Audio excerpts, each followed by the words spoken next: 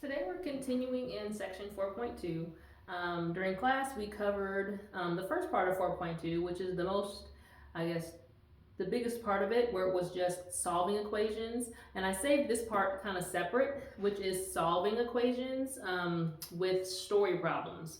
So instead of starting with just a regular equation, we're actually going to start with a story or a scenario, and we have to translate it into the equation and then solve.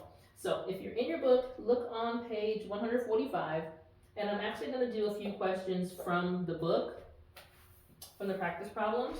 This first one is number 31, and it reads, 5 less than the product of 4 and a number is 3. What is the number? So we have to think through, how would we show this?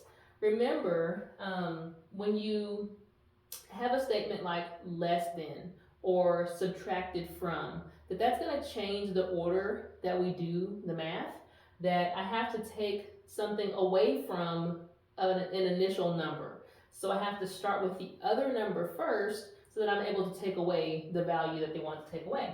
So in this case, it says 5 less than, so I know I'm taking 5 away from something, okay?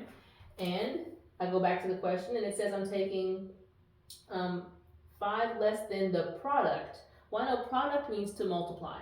So 5 less than the product of 4 and a number. So 4 times some number. Now we can use n or the letter x, whatever number you're comfortable using, representing that unknown value. Notice I put the number first and then the letter. With algebra, we tend to put the number first as our coefficient, and then we follow with the variable. All right, then it tells us that it is 3, and the word is our hint for equals, and then 3. So the first step was to go from the written problem into an algebraic equation, and now we're able to solve. And just like we did in class, we're going to tackle our addition property of equality first before I take care of any multiplication or division. So the opposite of subtracting 5 would be to add 5 to both sides. So now I have 4n, because the 5 and 5 cancel, equals positive 8. And then now I'll take care of this multiplication here by dividing. The opposite of multiplying by 4, we'll divide by 4, keeping it balanced on both sides there. So n equals 2. So then our number is 2. You want to always go back to your question and make sure you answered the question. And so because it says what is the number, I know that, oh yeah, I did answer it. I found that the number is 2.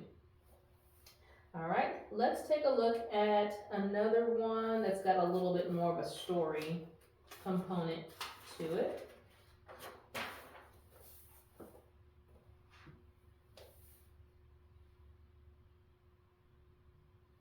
All right, let's look at number 38. And it says, during a sale, Judah bought 2 books at half price for a total of $20. If the regular price of one book was $18, what was the regular price of the other book? Okay, so there's a sale, and they're buying 2 books that have a total of $20. So knowing that the total is 20 kind of gives me a heads up that I'm going to be adding these 2 book totals together, right? Because I know they're supposed to end up with $20. So let's go back and break down the 2 books. It says that Judah bought 2 books at half price for a total of $20. If the regular price of one book was $18, what was the regular price of the other book? So I know that one book cost $18, but it was purchased at half off. Okay, so I'm showing one book is $18, but we got it for half off. We're adding it to this other book that's also half off, but we don't know how much that book cost originally. So this is a little bit tricky, okay? So again, thinking it through here, the 2 books total $20. They told me one book started off at 18, but we know both books were bought at half off. So I know half off the first book plus half off the second book. I just don't know how much it costs to start with. Excuse me. Now we're ready to solve. Just like before, we're going to simplify. I can do half of 18, which will give me 9. And now I'm ready to, isolate my variable term by using my addition property of equality. The opposite of a positive 9 would be to take away 9. So now my 9's cancel, and I've got 1/2 x equals 20 minus 9, which will leave me with 11. And now we'll take the half off of the x. The easiest way to do that, we talked about multiplying by the reciprocal. So multiplying both sides by 2/1. So that now these cancel, and I'm left with a value, or the variable x. And then 11 times 2 is 22. Now, the question said, how much did the book, what was the regular price of the other book? So I found that x, which is the actual price of the original, the other book.